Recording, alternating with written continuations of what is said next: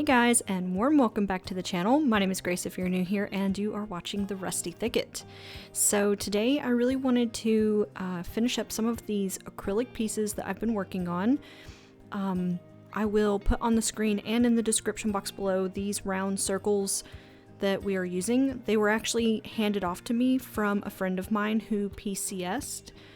For those of you not in the military, that just means they moved to a new duty station, so she was just trying to lighten the load on the things that she was taking with her and gave them to me. So I have a few of these already done up, and I thought people might actually be interested in watching me do those. So we're going to complete 2 today for, I believe, a total of 5. Did I just show you 3? I can't remember. The moths end up being my favorite, but I would love to know at the end of the video which one is your favorite and why, because I would maybe even do more. So it's going to be a really basic video while we're, painting. We'll just be chatting and stuff, but I did start with 5 each of these, and then I had the 2 circles behind the first circle touch, and then on the other 2 I literally just eyeballed them. Now when I go to hang them later, I do, kind of balance them out, make sure that they're not going to look funky on the wall while they're hanging. So, it's not absolutely perfect. It was really a trial thing. I'm going to see if people are interested in them at my next market, which is on Saturday, the what even is today? 25th, 26th? It's this weekend. And it's the first one I've been doing since the weather got really hot here in Okinawa, and I'm actually really excited because I have been greatly anticipating the fall and just getting back out there. I miss going to my events. It's honestly one of the biggest reasons why I love doing art as a job. I like to be out and chatting with people and eating fair food and doing all of the stuff that, kind of started all of this for me to begin with. When I was little, that was like one of my favorite things to do, was to go to craft fairs and events and little festivals and things like that.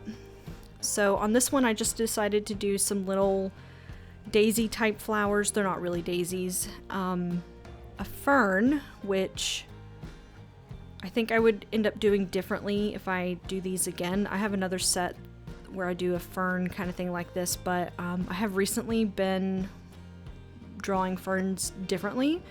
This is kind of an older recorded video, but anyway, ferns, some white daisies in the center, and then that's lavender on the edges. So for some of this, actually for all of it, I used the Posca paint pens. I did do the bases painted in just a regular black matte, and then at the end I am going to off camera, I'm going to seal all of these so that they look really nice. They won't be good for outdoors or anything, but they should look really cute hanging up with all of your stuff, in your room aesthetically.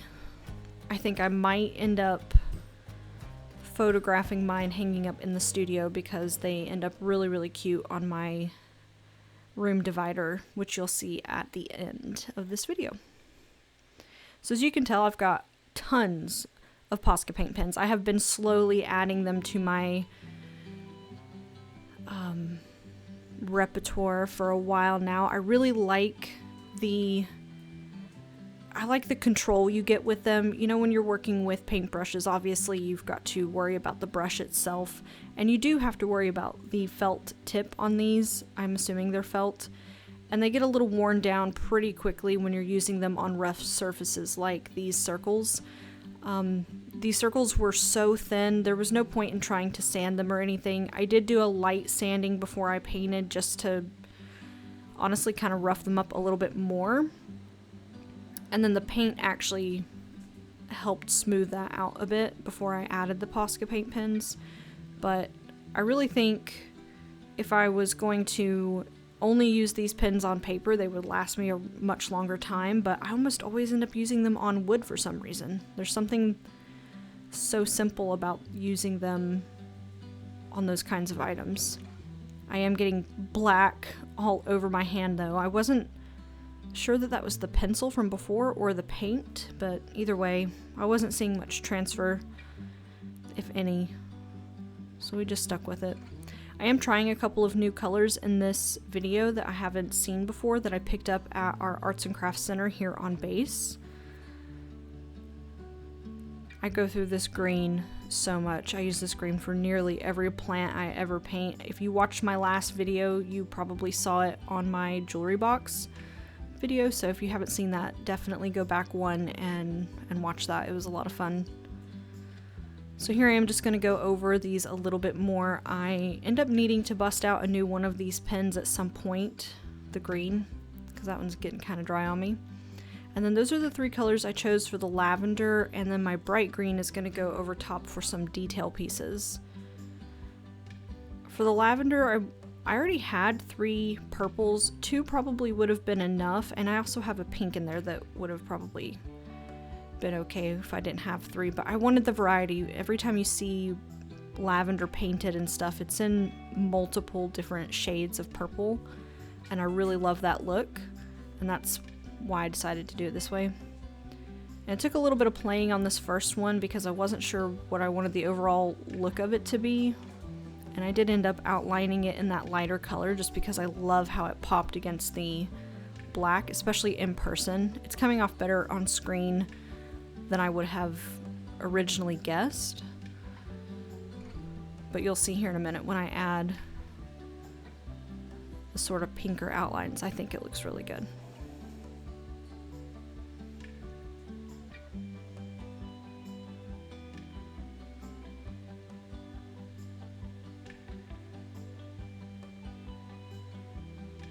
Oh yeah, first I'm going to add the greenery inside. I like drawing these lines where they slightly overlap sometimes, or they're like inside of the flowers to just kind of give the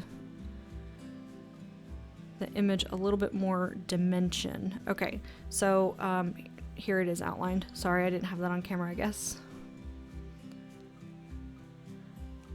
Alright, and then I really think this is when things start to pop, because once you add in that second green on those ferns, it adds so much life to them.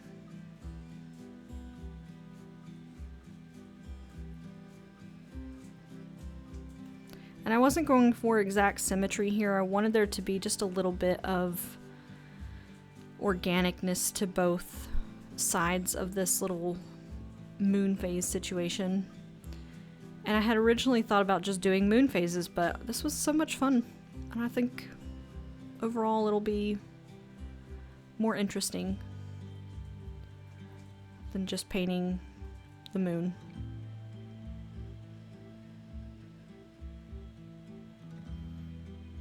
Alright, and then we do come in and do some little circles inside of the daisies. I went with a yellow first, and then I just thought it was a little basic, so I actually come back in later and add some oranges and just kind of go over it a few different times.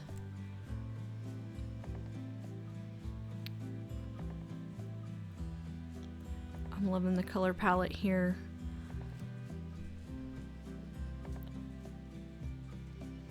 Alright, yeah, so this was just like a plain yellow, and I didn't feel like it popped enough against the white, because white and yellow, they kind of get lost in each other sometimes. But adding that orange, bam, look at that. Much better.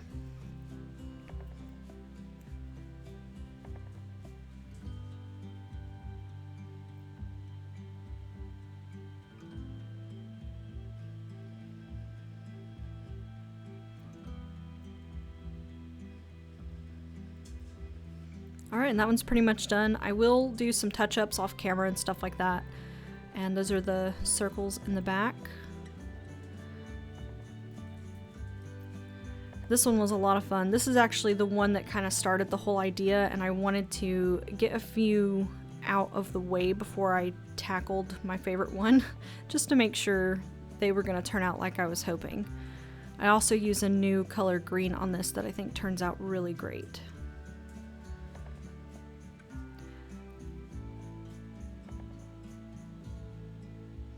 And the red is going to look kind of splotchy at first, but don't worry, I go back in and add some layers and things off camera. This was the trickiest part. They do make like skin tones in paint pens, but I don't find them in person, and I try not to buy stuff online here because I'm not really supposed to, but also it's just kind of a pain. I like to be able to see the things I'm purchasing if I can. But this was kind of a nice, like, peachy color. It worked well enough. I would have gone a little lighter if I could have, and I added some white later on as like highlights just to kind of help make it not seem so tan isn't really the word. Yellow, you know? Alright, so this is the new green. It is like a hunter green. I think they call it olive something. I said it in the last video. Or camo something? I can't remember. It looks really dark against the black, but later on when we add some detail to it, it also really kind of comes together, I think.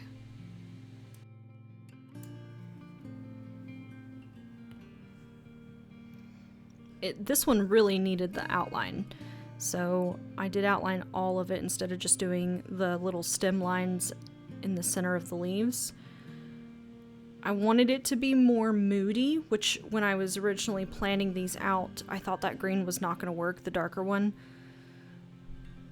But off camera especially, it looks very good. And this lighting actually makes it look better than I thought it did when I was videotaping it, so I'm very pleased.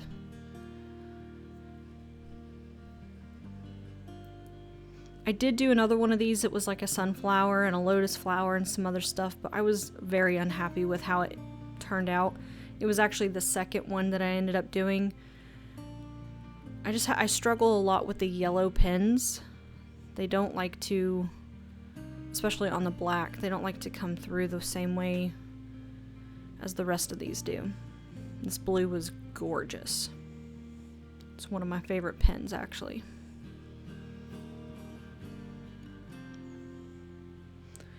But I was going for simple. I was going for, I've never done this before. And we're gonna have them available on Saturday to see if people are interested in them. I'm very curious to know. If not, I love this one and I'm gonna keep it.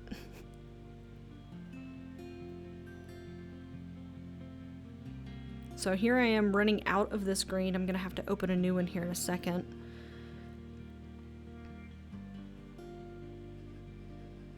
And then I had to do the little blue mushrooms.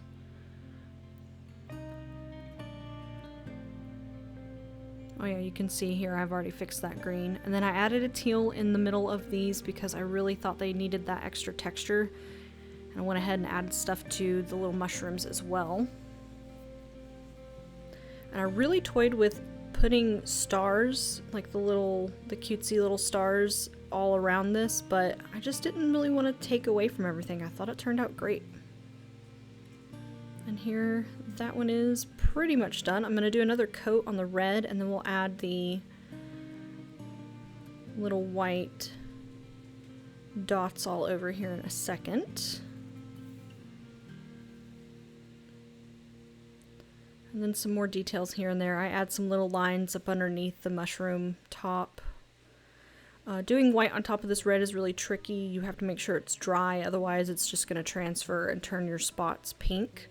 It probably would have been a lot easier to just pull out my white paint to do these, but I didn't. Alright, and here she is all finished. I'm really excited with how these turned out. I do come back and, you know, do plenty of touch-ups and stuff. I know, like, on this top portion here, I have to come back in with the black. When I was painting these, it was just very difficult to do it while the top part was drying, and it shouldn't take any time to go back and do that before I spray them. So these are the final pieces. I'm pretty obsessed with the moths. I should have done a second one, but I didn't. And then there's the mushroom. So the only other thing I've got to do now is add the hanging portion for them after of course I do the other stuff off camera. So I wanted to first mark where to put the hot glue. I did not want to accidentally put them on upside down, so I went ahead and just did a little mark on the back so I knew where to put the twine. And then I cut a long enough piece that you could loop it at the top if you needed to make it shorter. And then tied 2 knots at each end so that they had something to kind of sit in with the hot glue. I also took some ribbon, which you'll see here in just a second, so that I could put it over top of everything, make sure everything gets, you know, extra glued to the piece, but also wasn't going to, you know, rub up against the wall weird if you end up putting it in an area that has some airflow or something. Yep. And then don't worry, I come through and I clip the little edge of that and make sure it looks nice. There was really no cute way to do the back. I thought about felting the whole thing, but then the edges are weird. I tried to do that with the sunflower one that I didn't like very much, and it just felt strange. And it was extra heavy. But that's it. The finished piece right there, and I'm going to do that to all of these and then show you how they turned out.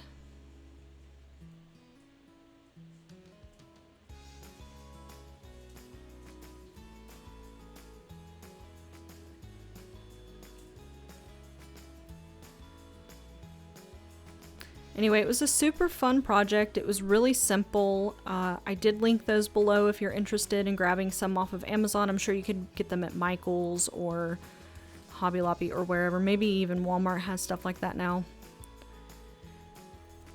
But yeah, I think I would probably purchase them again when I'm in the States. I really liked how they turned out. And I'll let you know how they do at my event next week sometime.